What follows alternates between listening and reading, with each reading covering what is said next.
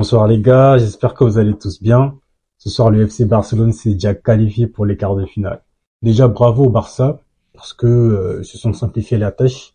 C'était un match sans grand suspense, parce que le Barça s'était imposé 1-0 sur le terrain de Benfica lors du match aller. Et bien qu'ils étaient à 10 contre 11, ça ne les avait pas empêchés de remporter le match. Donc avant que ce match ne puisse commencer, dans ma tête, je me disais que c'était déjà plié, quoi. Que ça servait même pas de le regarder. Mais bon, c'est quand même le grand Barça. Il faut regarder. Il y a des génies, surtout un génie qui s'appelle Lamine Yamal. Les gars, le Barça tient une pépite.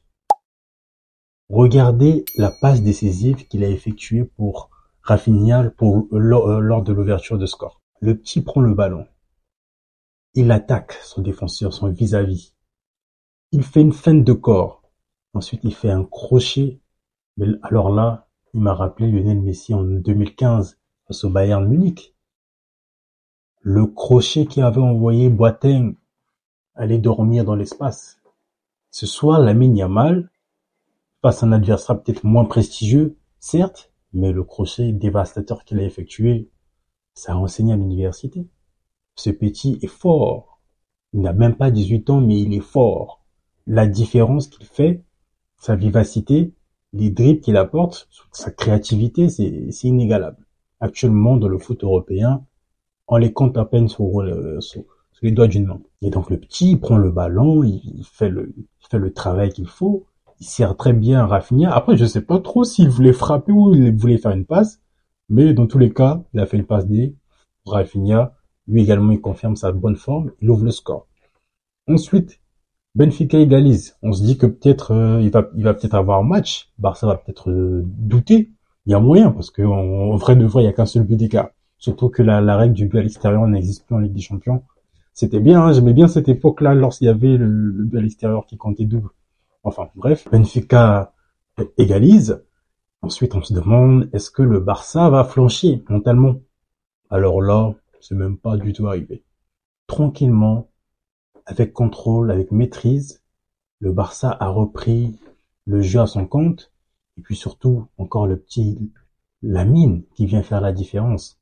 Regardez, sur un corner joué en 2 temps, il a déposé une feuille morte. Regardez comment il a caressé le ballon avec son pied gauche. Il l'a enroulé vers le côté opposé. Un peu comme le faisait Arjen Robben, Lionel Messi. Et là, c'est maintenant du Lamine Yamal. Ce petit est un génie. S'il continue sur ce rythme-là, que Dieu l'épargne des blessures, j'espère, il y a moyen qu'il soit ballon d'or. Le talent, il l'a. Après, il va falloir qu'il travaille un peu plus sur la régularité et sur le fait d'être de marquer un peu à chaque match. Parce qu'on a pu voir en Liga, il a eu une petite dizaine sans marquer des buts. Mais il est de bonnes mains. Il est à Barcelone, il a un bon entraîneur. Je pense qu'il ne fera que progresser. Donc le Barça ensuite a plié le match très rapidement. Ils ont mis le 3e but dès la première mi-temps. Donc c'était déjà fini. 3-1. Mon score cumulé, c'était 4-1. Il y avait plus d'espoir du côté de Benfica. Et logiquement, le Barça a contrôlé la deuxième mi-temps. Le coach a géré, les joueurs ont géré, ils se sont reposés. Donc ils vont arriver en forme pour le match en Liga.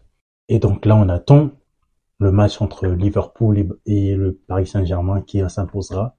Et ça sera l'adversaire pour le Barça. Dans tous les cas, ça promet un choc pour les quarts de finale. Si vous avez regardé la vidéo jusqu'à la fin, n'oubliez pas de mettre un petit like, un petit pouce. Ça aide pour l'algorithme parce que je vous vois, vous regardez les vidéos, mais prenez le temps les gars. Mettez un petit pouce, likez, abonnez-vous.